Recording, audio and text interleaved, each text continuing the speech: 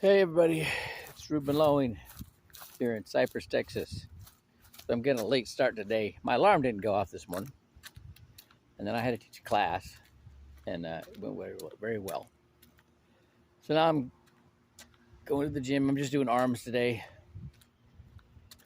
but the what was the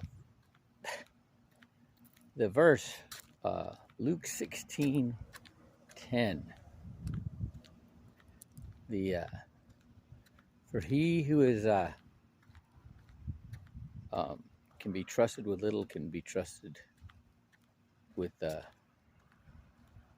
greater things or with much. And so I'm teaching.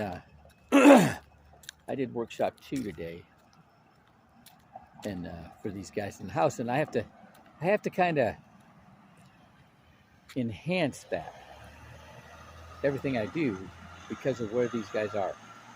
And the reason these guys are where they are is because they came from a background where they didn't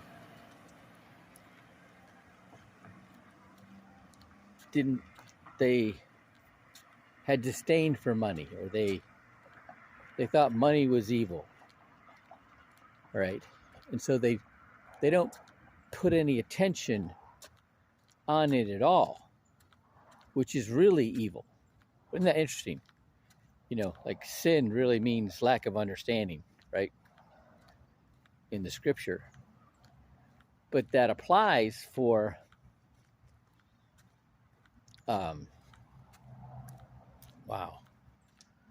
that applies for business and finance. It all applies. Okay, so you got to be congruent. If you're one way in one thing, you're going to be that way in anything else. You know, if you're Roy Jones Sr. used to say, if you're a winner, you're going to be a winner. If you're a quitter and a loser, you're going to be a quitter and a loser. You know, in my life, I got a certain modus operandi, whether it's for just being tenacious, you know, hanging in there till finally it comes out. finally I have a breakthrough, right? That's just kind of how I do things. And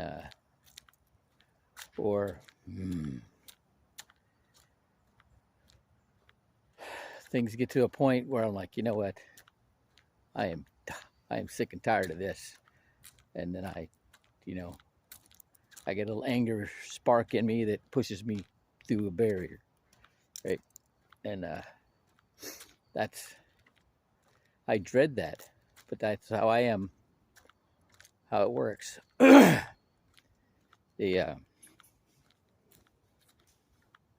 the getting people to have their own understanding, they have that epiphany, their revelation, right, is actually the trick. That's where you become effective.